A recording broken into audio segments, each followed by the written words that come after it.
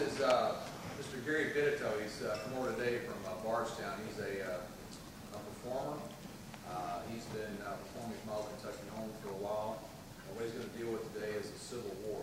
So I would ask that you would give him your attention. And he's going to share some things with us that should be entertaining, but should also be a little informative. So with that, Vidito.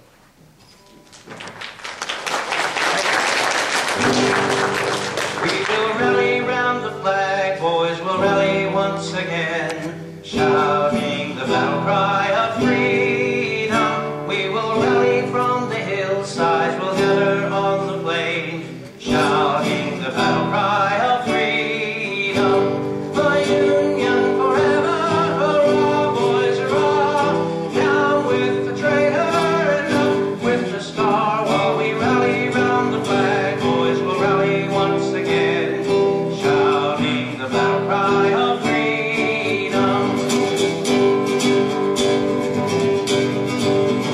We will rally to the call of 300,000 more, shouting the battle cry of freedom. And we'll fill the vacant ranks of our brothers gone before, shouting the battle cry of freedom. The Union forever, hurrah, boys, hurrah, down with the traitor and up with the star. While we rally round the flag, boys will rally once again, shouting the battle cry of freedom.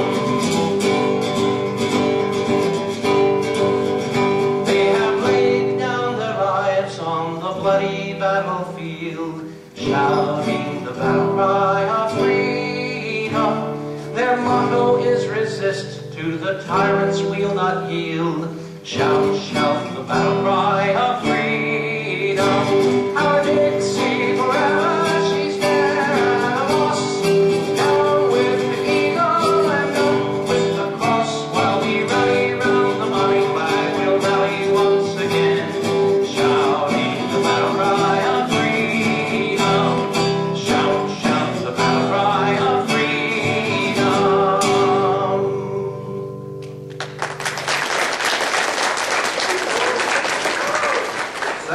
Thank you very much. Well, good morning, LaRue County High School. How you guys doing? Wonderful. Great. It's great to be here today. My name's Gary. I'm from Bardstown, Kentucky. I'm the banjo player for the Stephen Foster story. And this is one of the other things that I do to make money. You know, musicians, if we're just musicians, we have to do a lot of things to make one income. You know, that's kind of how it works. So this is one of the things that I do. But I enjoy doing this because today we're going to talk about something very important. We're going to talk about something that happened a long time ago. I mean, a long time ago. It happened so long ago that it was before Mr. Hutchins was even born. That's how long ago it was. In fact, it was so long ago, it was also before Mr. Mullins was born. That's a really long time ago, right? It was so long ago, it was before your moms and dads were born. It was before your moms and dads were even born. Your grandmas and grandpas. It was before your moms and dads were even born. That's how long ago it was. A really long time ago. In fact, it happened over 150 years ago. But you know what? It's still important to us today. Because what happened over 150 years ago, what started over 150 years ago, determined what our country is like and how our country operates even today. It was over 150 years ago, in 1861, when this began, and it was called the War Between the States, or the American Civil War. Now, what is war?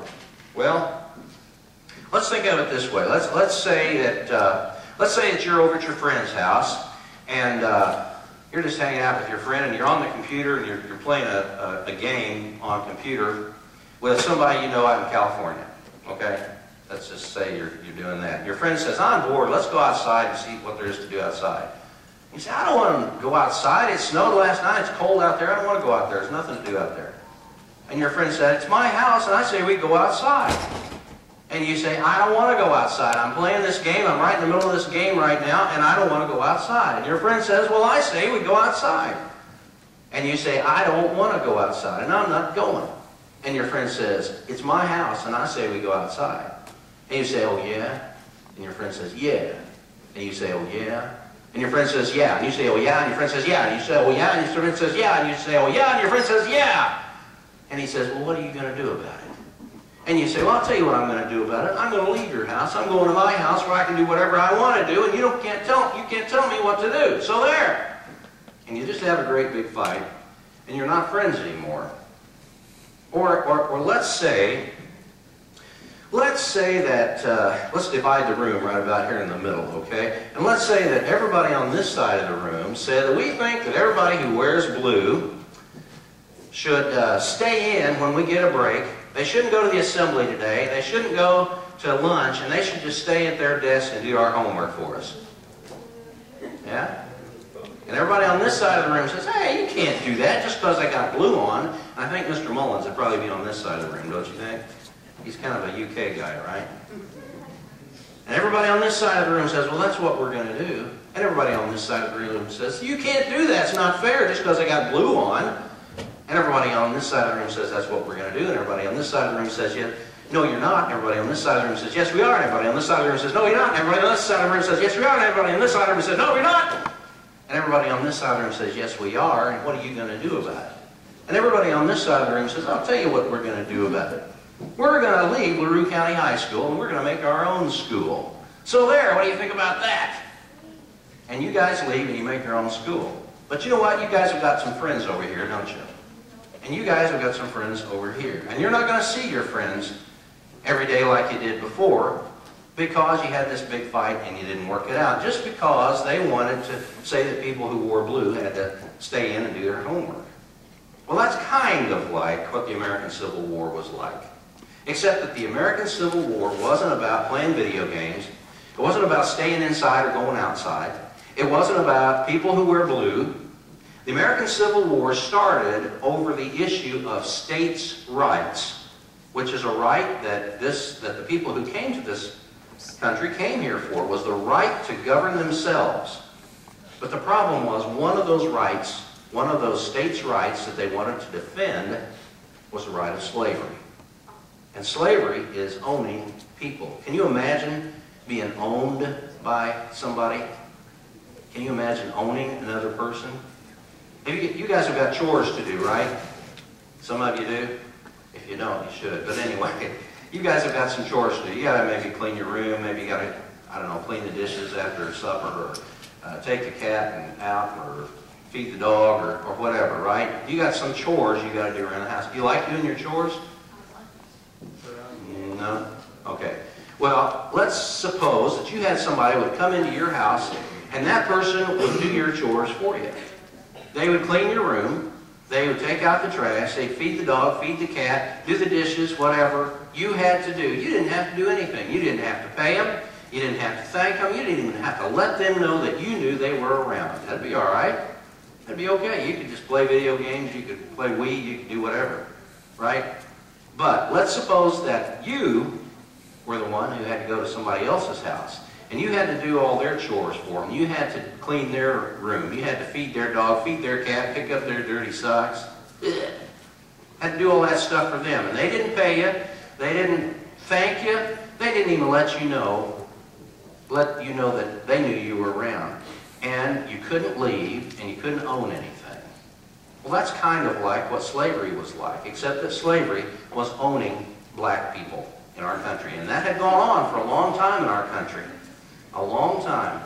And now it had come to the issue that people realized that slavery was wrong. And there were a lot of people who believed that slavery was wrong. Now there was a songwriter back during the Civil War, and just before the Civil War, and his name was Stephen Foster. And Stephen Foster was a songwriter just like songwriters today. He wrote songs about things that were going on in his world. He wrote love songs, he wrote fun songs, just a lot of things. And you know, I bet you know some of the songs that Stephen Foster wrote. Can anybody name one song that Stephen Foster wrote? Just My Old Kentucky Home. That's right. He wrote our state song. And I bet you guys sing that at least Derby time every year, right? Maybe at a basketball game or something like that. You know that song. And he wrote a lot of other songs that we still know today. And I bet you know some of these songs. Like this one. I come from Alabama with a banjo on my knee.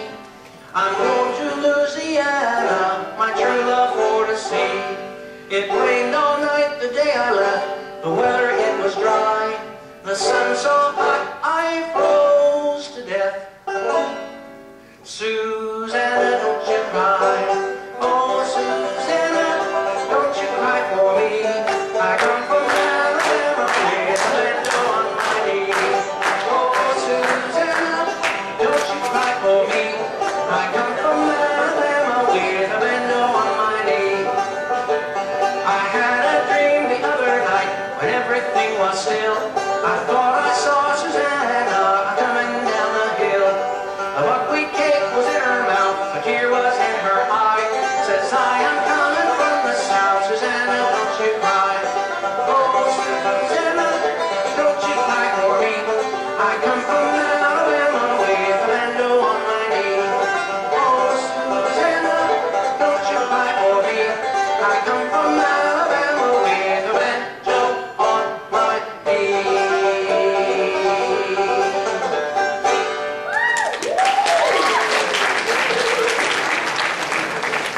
You guys have probably heard that song before somewhere, right? You've probably heard that song before. Here's another song that Stephen Foster wrote. I'm going to need your help on this one, okay? You guys think you can do it? I know it's still kind of early in the morning, but the only problem with this song is you got to learn some words to help me with this song. Can you do that? Okay, all right, good. Now the words are kind of hard. The words are kind of tough. Listen real close. Here are the words you got to learn, okay? The words are do-da, do-da. You see that? Yeah, do-da, do-da. Okay, I think you can do it. Camptown ladies sing this song. Do-da, do-da. The Camptown racetrack 5 miles long. Oh, do-da day. I go out there with my head kicked in.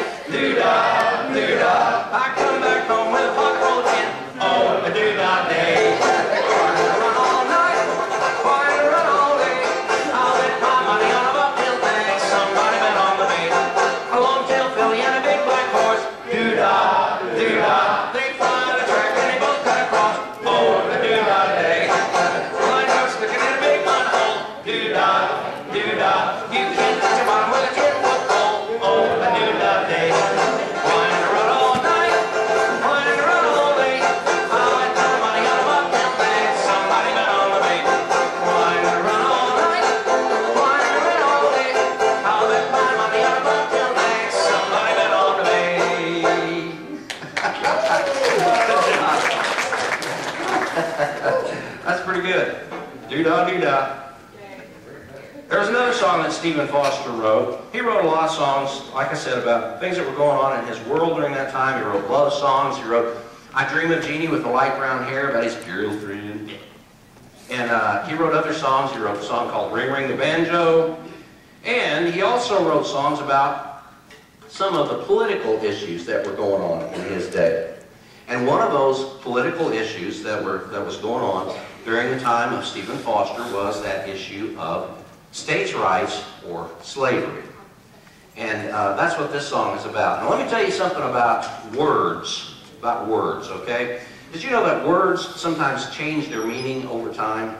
Sometimes words that used to mean one thing mean something different now. For example, if I put my hand on something and it's not hot and it's not cold, then I say, oh, that's cool. But if I say, oh, that's cool, then that's something completely different, right? The word has kind of changed its meaning, or it's added a new meaning to it. There's another word that's changed its meaning. It used to be used a lot in old songs. And this word used to just mean I'm happy. That's all it meant. It just meant I'm happy. Now the word means something else. The word is in this song. It's also in our state song, My Old Kentucky Home. The word is gay. Now that word means something different now, but in the old songs it just meant I'm happy, and that's what it means in this song.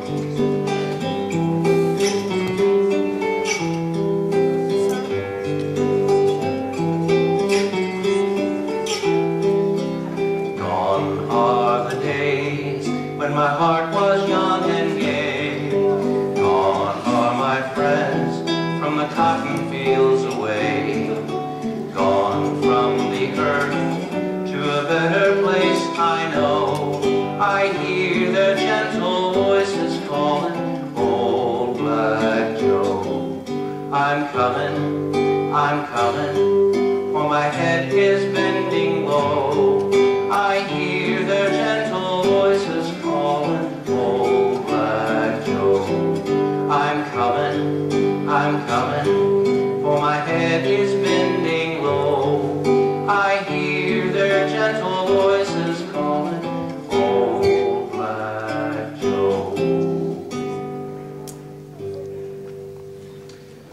song, called Old Black Joe, was a song written by Stephen Foster, and Stephen Foster was one of the people who was very aware of the problem that was in our country, that issue of states' rights, and specifically about slavery.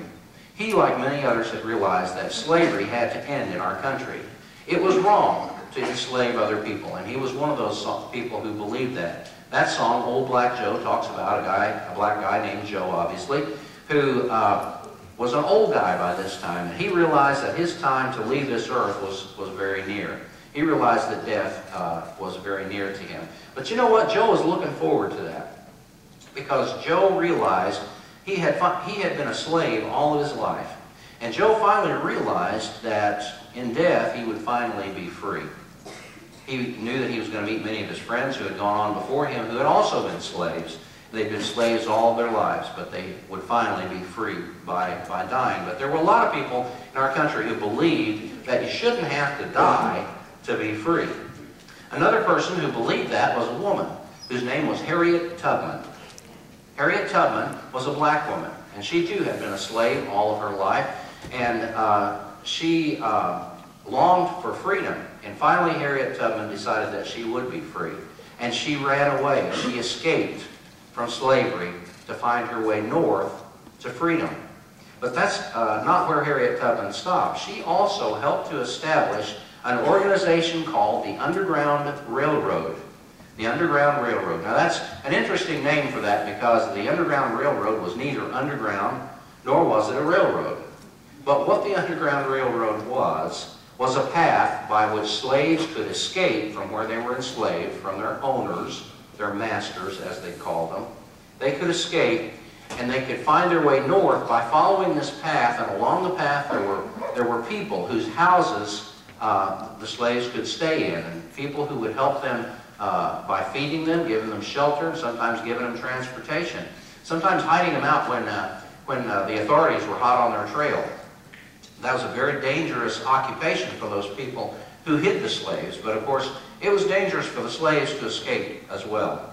If you were a slave and you escaped from your master to try to find your way north to freedom, if you were caught the first time, you would be punished in some way. If you were caught a second time, you would most likely be whipped. Maybe even the first time you would be whipped, but the second time at least you would be whipped. If you were caught a third time trying to escape as a slave, they would most likely cut off a foot. That would keep you from running away. So the danger to the slaves who escaped, it was a balancing act for many of the slaves who escaped, because staying with their masters, they couldn't own anything, they couldn't go anywhere. They were totally under the rule of those slave owners, their masters. So that was a tough life, but at least they knew that they were, perhaps had a place to live, and maybe they were around friends or family, and they had something to eat, even though it wasn't very good. But if they escaped, they could gain so much. They could gain the right to own property, perhaps, or at least to work, and to be the master of their own destiny. But to escape was a very dangerous thing. Harriet Tubman was one of those people who helped to establish the Underground Railroad to help those slaves find their way north to freedom. Now I say find their way north to freedom. The reason for that is that there were more free states in the north than there were in the south. Was that because the south was bad and the north was good? No, not at all. A lot of times we tend to think that. We tend to think, oh, those Southerners, they want to keep everybody enslaved, and they're bad people, you know. That's not the case at all. There were people who owned slaves who didn't treat them well. There were also people who owned slaves who did treat them well. But nevertheless, they were enslaved, so it was wrong anyway. But the southern states, the reason there were more slaves in the south than there were in the north was that the southern states was more of a farming area than the north was. By this time, in the mid-1800s, there had come more industrialization in the north, because the growing season obviously is shorter in the north. Even here in Kentucky, our growing season is shorter than it is in Alabama, Georgia, Louisiana, Florida certainly, so in those southern states. So they had to do something to make an income and just a natural evolution of the process, I think.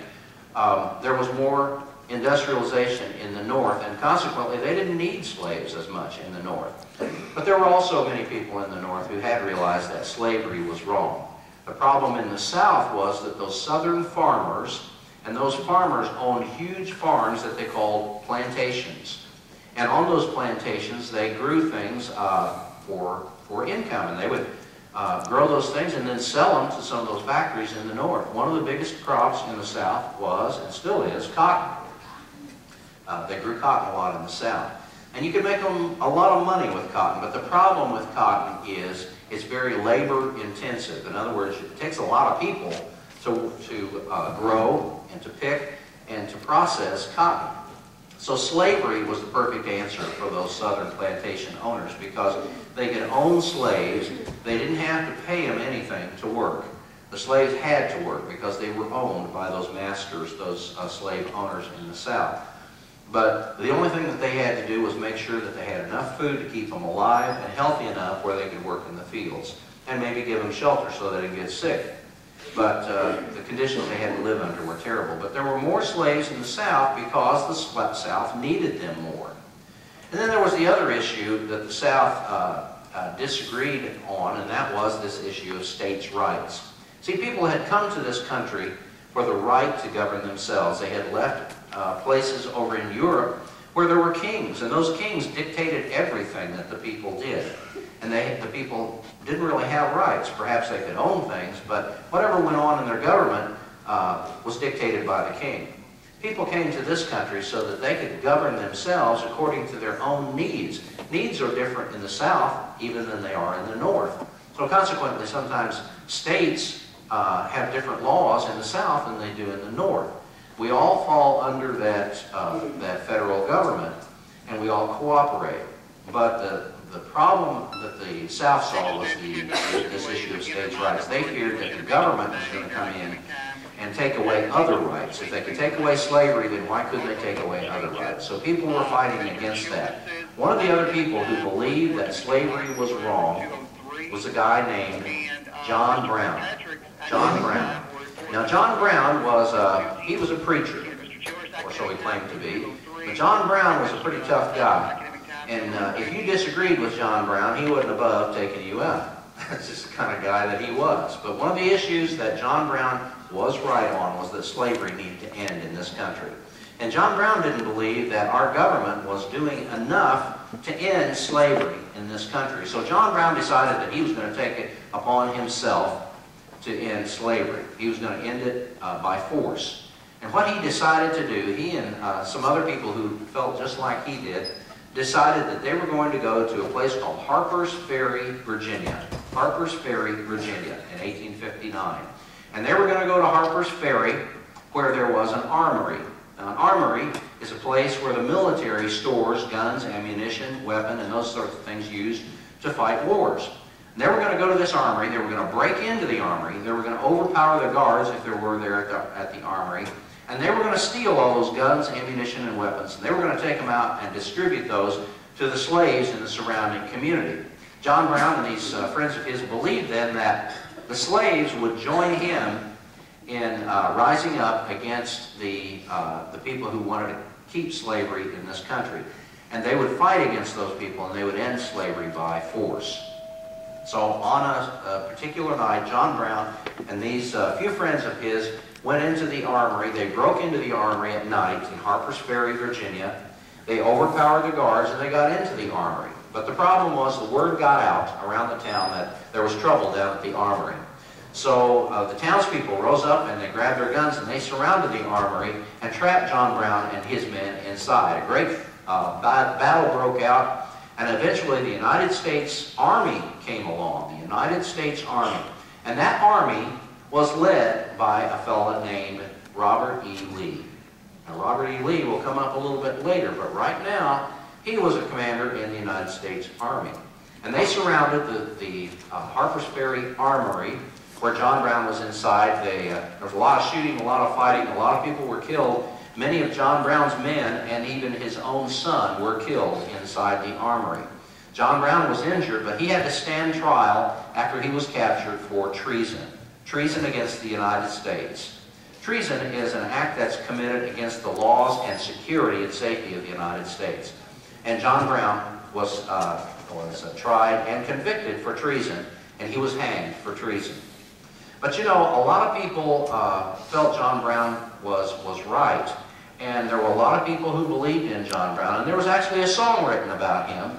And the name of the song, the tune you may be familiar with. The tune of this song, the name of this song is called John Brown's Body. John Brown's body lies a-mouldering in the grave. John Brown's body lies a-mouldering in the grave. John Brown's body lies a-mouldering in the grave, but his soul goes marching on. Glory, glory, hallelujah. Glory, glory, hallelujah. Glory, glory, hallelujah. His soul goes marching on. John Brown died that the slaves might be free. John Brown died that the slaves might be free. John Brown died that the slaves might be free, and his soul goes marching on. Glory, glory, hallelujah. Glory, glory, hallelujah.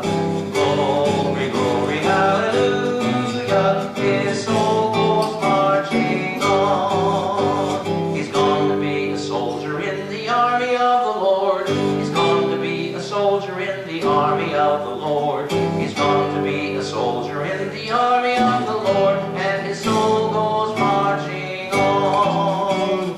Glory, glory, hallelujah. Glory, glory, hallelujah.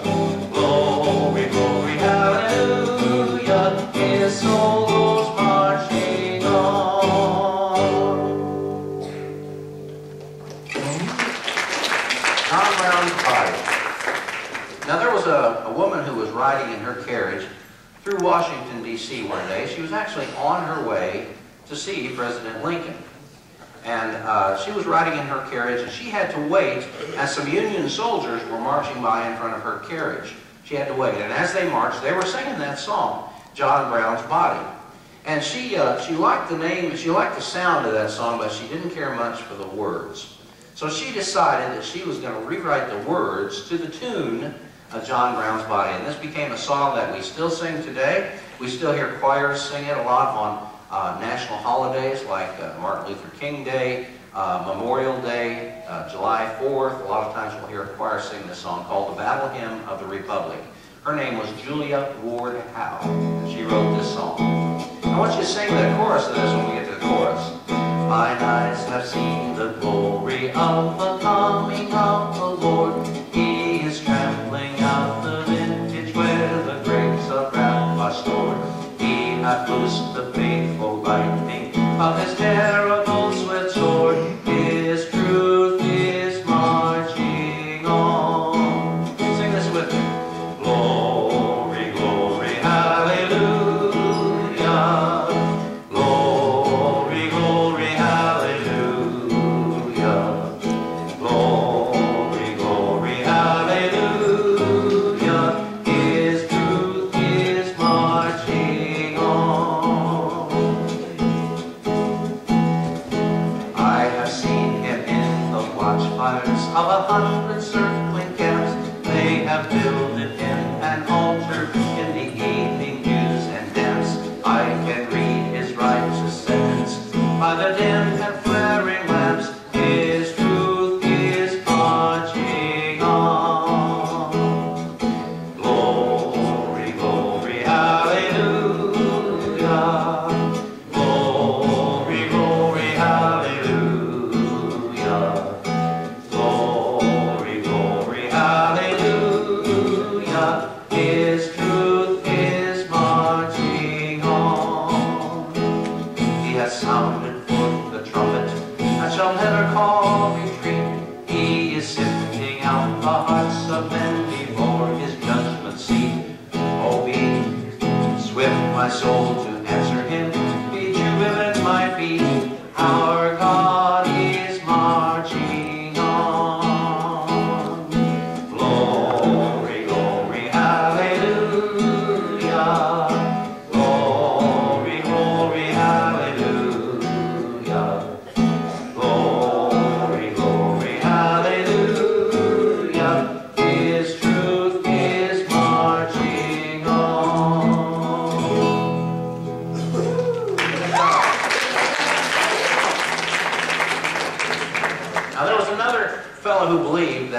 slavery should end in this country. And I'm going to tell you right up front, what I'm about to tell you is a legend.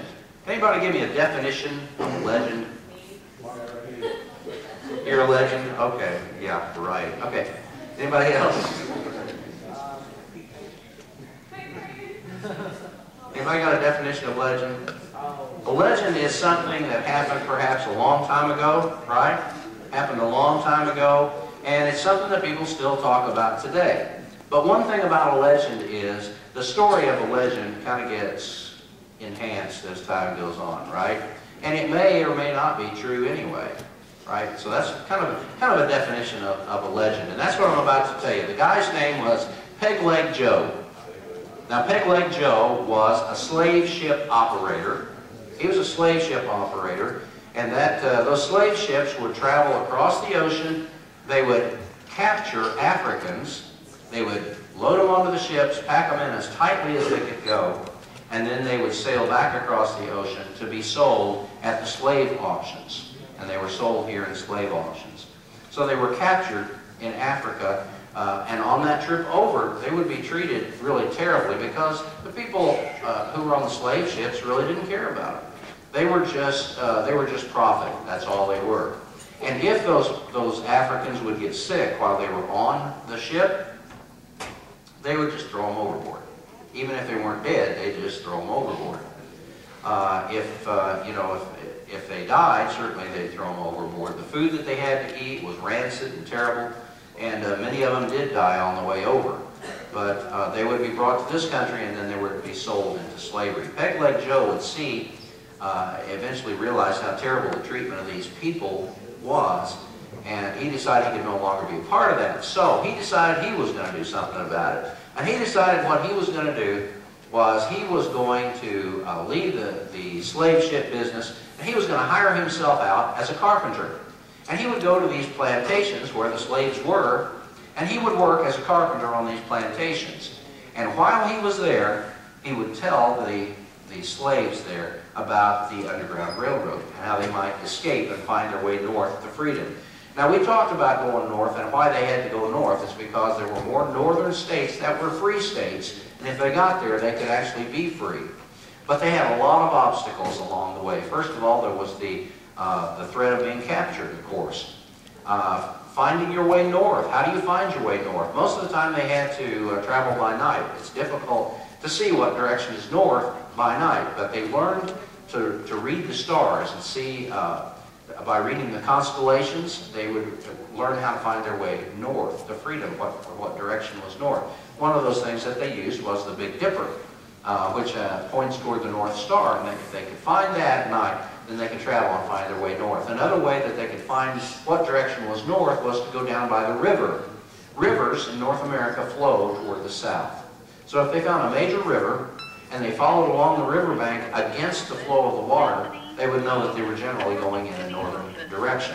Also, it was easier to hide down by the rivers. They could hide down by the banks a lot easier than up on the land. And as I said, they traveled by night.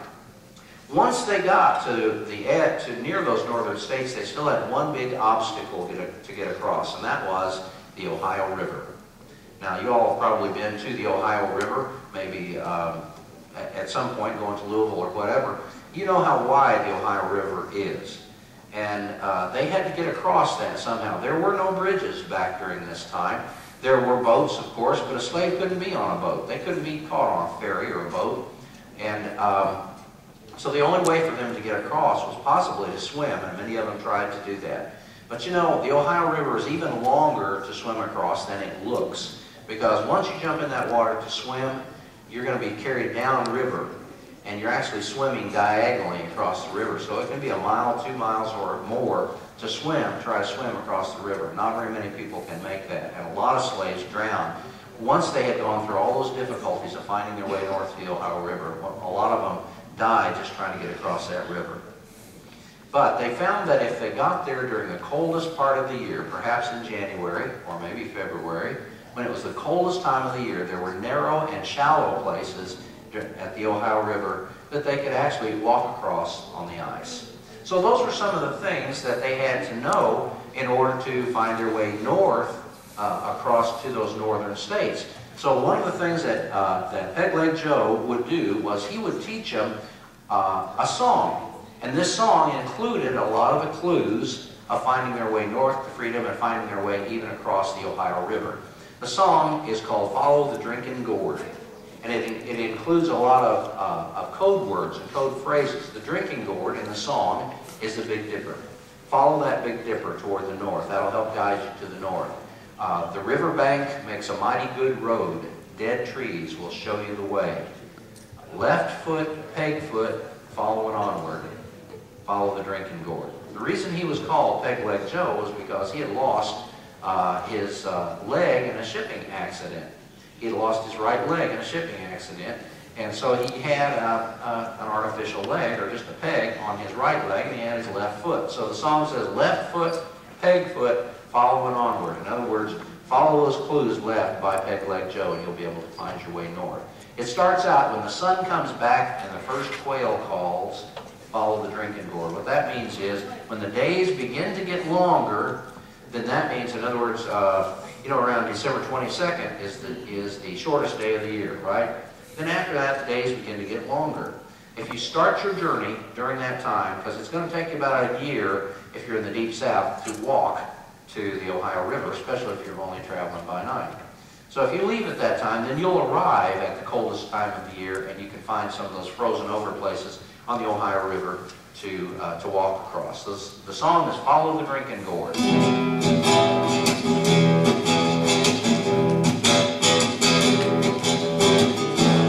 Follow the drinking gourd, follow the drinking gourd.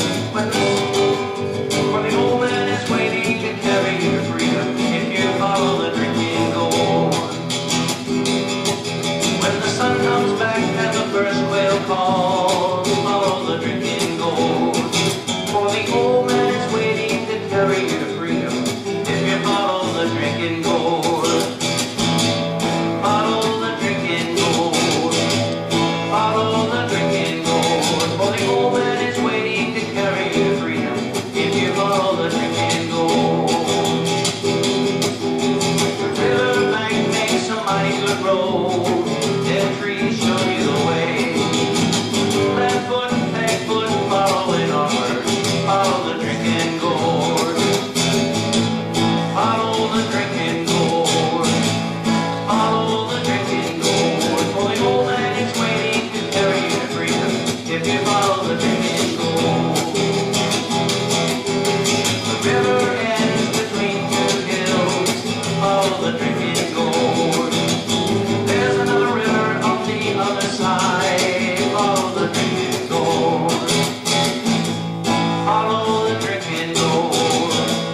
Follow the drinking gourd, for the old man is waiting to carry you to freedom, if you follow the drinking gourd. Follow the drinking gourd. Follow the drinking gourd, for the old man is waiting to carry you to freedom, if you follow the drinking gourd. For the old man is waiting to carry you to freedom, if you follow the drinking gourd. For the old man is waiting to carry you to freedom, if you follow the drinking gourd.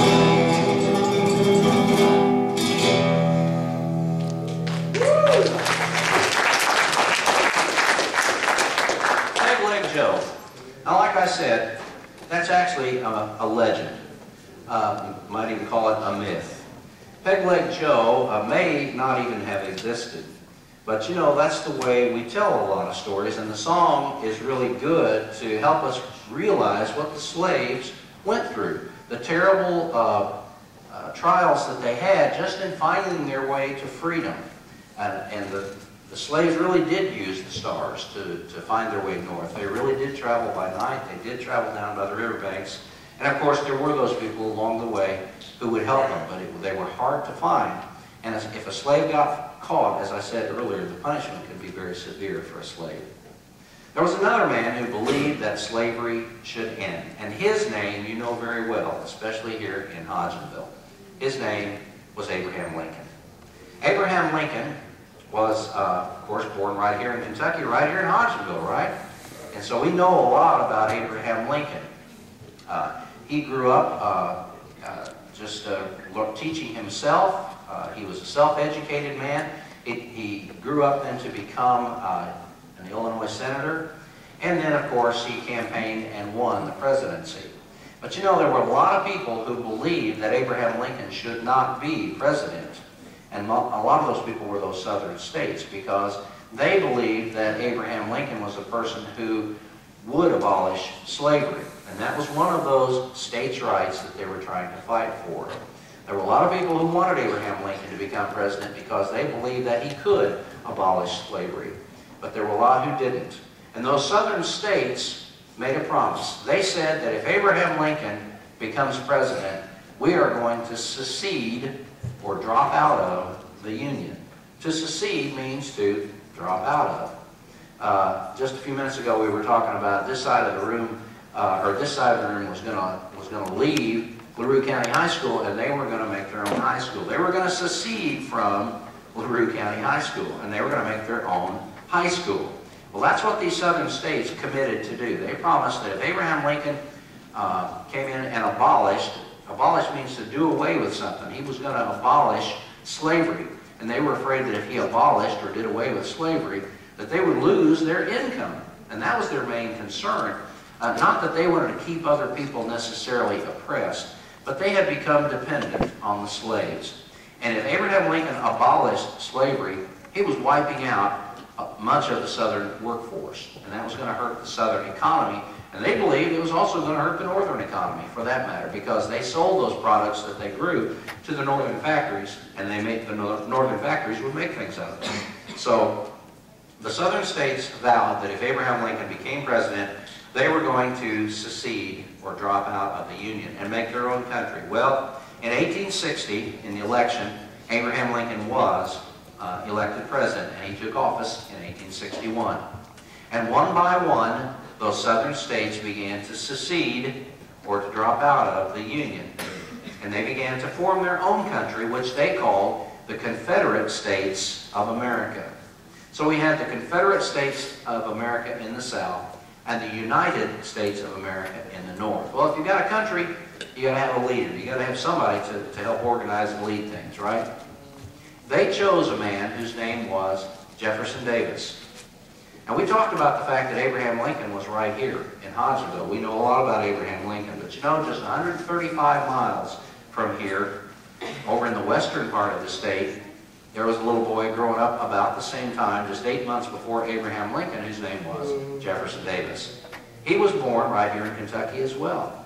In fact, Jefferson Davis was actually more suited to be a president than Abraham Lincoln was as far as his training was concerned. Jefferson Davis was educated in part right here in Kentucky. He was educated up in Washington County at the St. Rose Academy in Washington County. From there, he also went on to get some education at Transylvania College back then, Transylvania University now, up in Lexington. And from there, he went on to West Point Military Academy. And he became an officer then in the United States Army, where he led the United States Army in many ways, in many battles. And then he became a senator of the United States. He was a senator, though, representing the state of Mississippi. Jefferson Davis's family had moved to Mississippi, and that's where he did most of his growing up, even though he was from Kentucky. So we had two men, both of them grew up to be presidents, both of them born right here in Kentucky, but both of them presidents of two different countries. Abraham Lincoln, the President of the United States, Jefferson Davis, President of the Confederate States of America. Once the war broke out, there was a lot of excitement in the country. People had been anticipating war for some time. Abraham Lincoln didn't want war. He wanted to try to reconcile the North and the South. But that became impossible, and war finally broke out. The United States, the North, was actually unprepared for war, even though they were better equipped for war than the South was. The South had a cause, and they were fighting for that cause. They were fighting for what they believed to be their rights that they had fought so hard for in this country, states' rights being one of those. They had a cause to fight for. And at the first battle that broke out of the Civil War, the war actually began at Fort Sumter when the Union Fort Sumter was fired upon by the Confederates and finally overtaken by the Confederates. An interesting story about Fort Sumter. Fort Sumter was off the coast, and Robert Anderson was the commanding officer at Fort Sumter, Union Fort Sumter. And when he was ordered to surrender the fort to the Confederates, he refused to do that. He was given lots of warnings, and then finally, the next day, the bombing began. The bombing began in the fort, and there was a lot of destruction in the fort, but not a single man, not a single Union soldier was killed during that bombardment of Fort Sumter. But you know, the next day, when he finally decided it was a hopeless cause and he would have to surrender the fort, his Union soldiers asked for permission to fire a cannon in salute of their cause, the Union, before they surrendered, just to fire it in salute. And in the firing of that cannon of salute, even though no Union soldiers were killed by Confederate gunfire, when they fired that cannon in salute, 2 Union soldiers were killed by their own salute, by their own gunfire, their cannon fire. So that was the beginning of a very difficult fight for the Union during the Civil War. The first battle of Bull Run at Manassas, people believed that was just going to be a picnic. The Union soldiers, the Union civilians even believed that was just going to be a picnic. And it was very near Washington, D.C. But they believed that the Union Army, which was far superior to the South, was just going to go out and they were going to put down this little rebellion, and the whole thing would be over by the end of the day, and they could finally put those Southerners in their place. But as the battle began to rage, the Union began to push the Southerners back, but then the Southerners took over. And the Southerners forced the Northerners back and actually defeated the North in that first battle of the Civil War.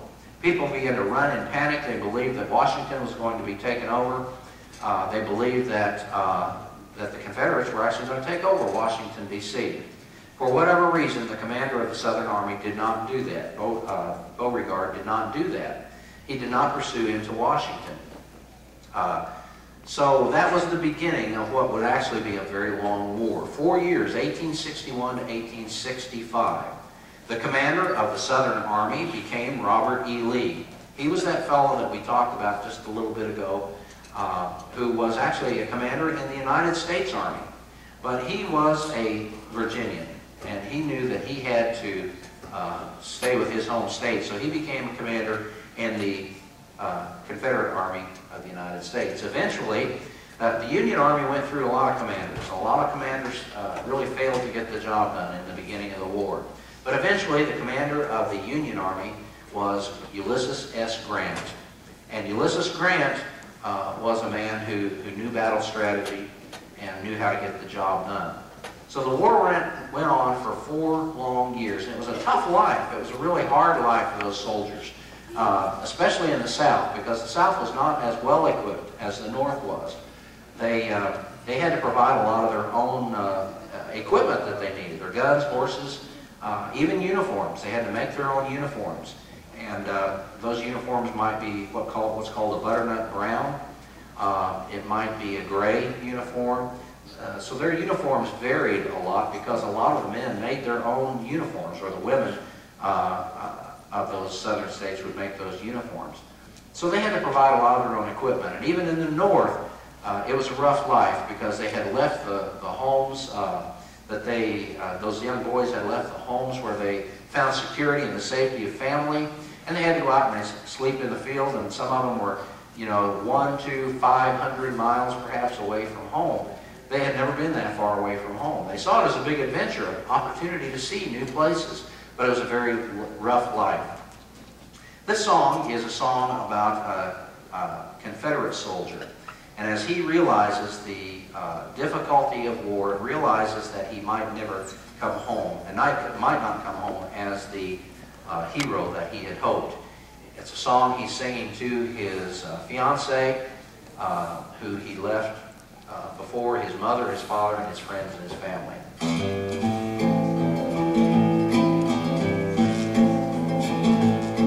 Oh Polly, it's for you.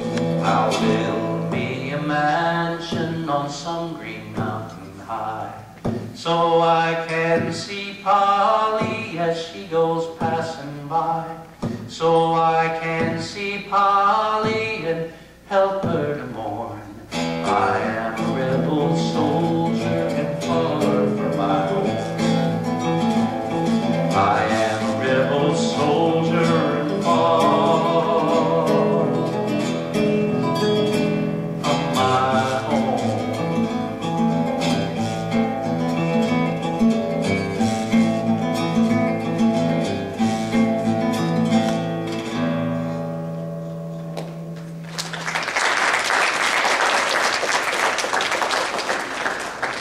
Well, as the war raged on for 4 long years, there was a lot of a loss on the Union side for the first 2.5 to 3 years of the war.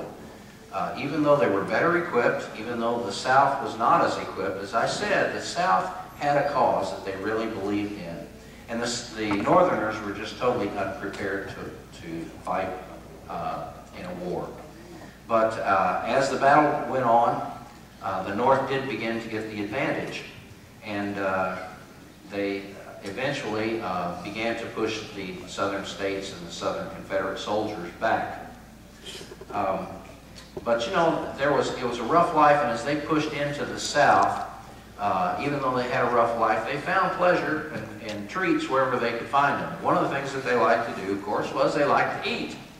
And they didn't get to eat as much as they wanted to, and maybe the Army food wasn't as great as they had hoped for, wasn't as good as Mom's home cooking. But they really liked to eat. And as they pushed into the South, they found something in the fields of the South that they could just pull up out of the ground, and they could dust the dirt off of it, and they could eat it right there. They found peanuts. They grow peanuts in the South. Georgia is known for its peanuts, as a matter of fact. But you know, they didn't call them peanuts. You know what they called them? They called them goober peas.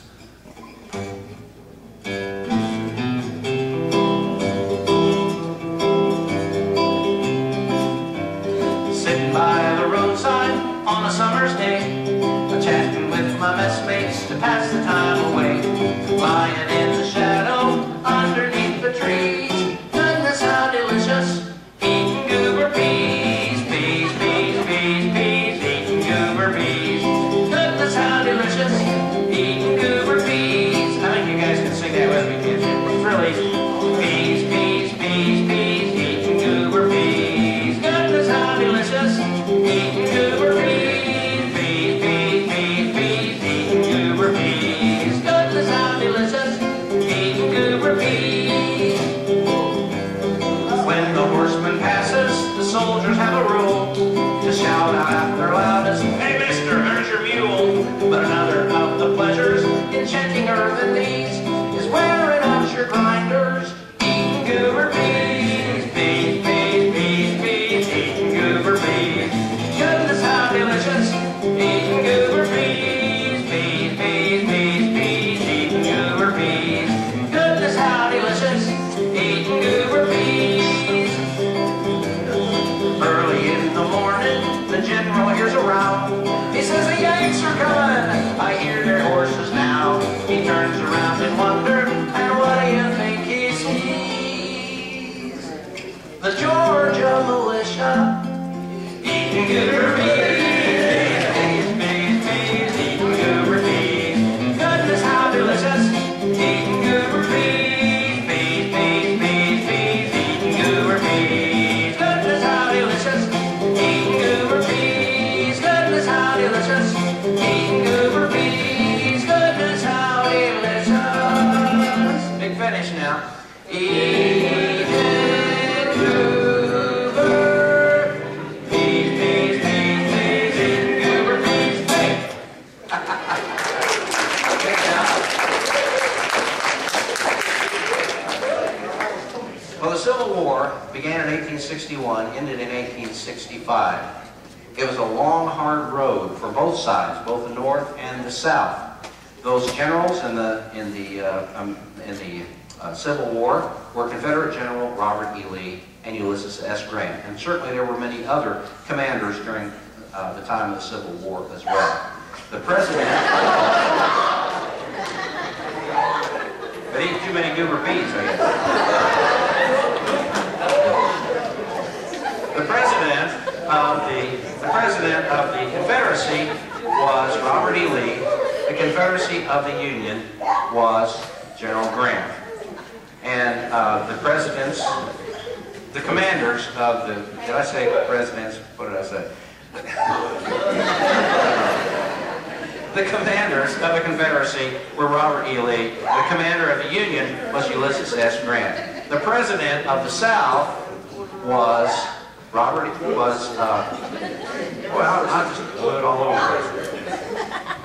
Jefferson Davis was the president of the South, and Abraham Lincoln was president of the North. I'm sorry for you. And it was a very difficult time. You know, we've just ended a war in Iraq, right? And we've lost a lot of soldiers in the war in Iraq. Close to 5,000 soldiers. I've heard varying totals, but close to 5,000 soldiers just in the war in Iraq, not counting Afghanistan and all those other issues that we've had. But you know, in the American Civil War, there were over 600,000 American soldiers' lives lost. That's partly because all of the soldiers who fought in the American Civil War were American, whether they were from the North or from the South. So it was a terrible time for our country. It was a time that ripped our country apart. But as Americans often usually do, America was able to bond back together and to reclaim our country, both North and South, and to overcome that difficult time in our lives. And we learned a lot from that time in our lives as well, in our country as well. We learned, first of all, that you cannot treat other people differently just because of the color of their skin, just because of their religion. If this is a country of freedom, then it should be free for all people. And it also taught us that if we are a place of freedom, we can't enslave other people. That's one of the ironies to me about the Civil War. They were fighting, the Southerners were fighting for states' rights. They believed they were fighting for their free rights, their freedom, and yet they were fighting for a right to enslave others. So it was one of the ironies of the Civil War.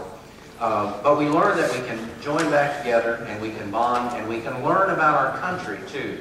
That's what's important. It may not seem important to you right now. It wasn't important to me when I was in high school to learn about the history of my country.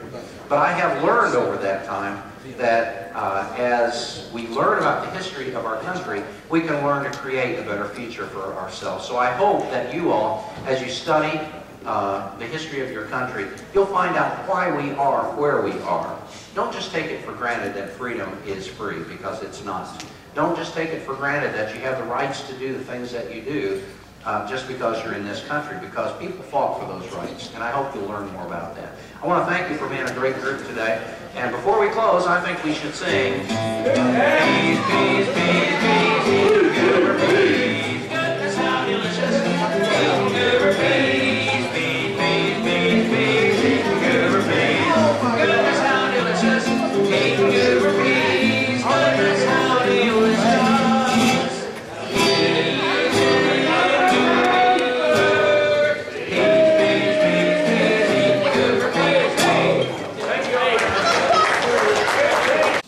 This is D. Hutchins at LaRue County High School, and we were just witnesses of a performance by Mr. Gary Vidito, who's been performing at my Kentucky home for several years.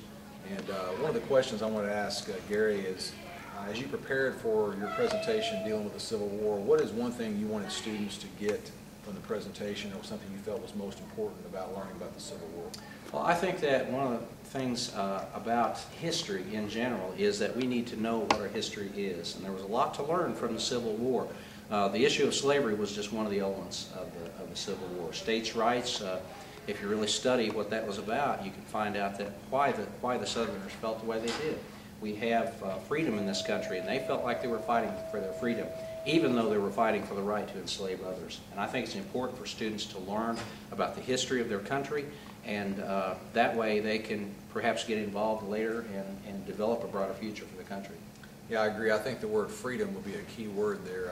I don't think very many Americans today really respect the freedom that we have, and all the death, destruction that has gone on prior times to get us to the point where we are today. You've been working with the Stephen Foster story for a few years now, and what is something for those that haven't had the opportunity to come over and experience that in Bardstown? What's something that you feel like would be most important to share with us that you've taken away from that experience? Well, the Stephen Foster story is probably one of the instrumental things that got me interested in history. When I was in high school, really wasn't that interested in history. But the Stephen Foster story, I got in that show when I was in college, just expecting it to be a one summer job. And I've been there ever since now for over 30 years. And it's coming up on its 53rd year of production. So it's a great part of the history of Kentucky. Stephen Foster wrote, of course, My Old Kentucky Home, our state song. And there are a lot of other songs that Stephen Foster wrote that we still sing today. Way Down Upon the Swanee River, Oh Susanna, Ring Ring the Banjo, and then Old Black Joe. He was an abolitionist. Stephen Foster was an abolitionist. So it's a great night of entertainment that runs only in the summertime, but it's a great night of entertainment, beautiful under the stars, and people can come out right here close by to see a great night of entertainment. And it's one of the Kentucky's treasures, I think. Well, great. Well, listen, we really appreciate your time, and thank you again very much. Thanks for the opportunity to be here. Appreciate it.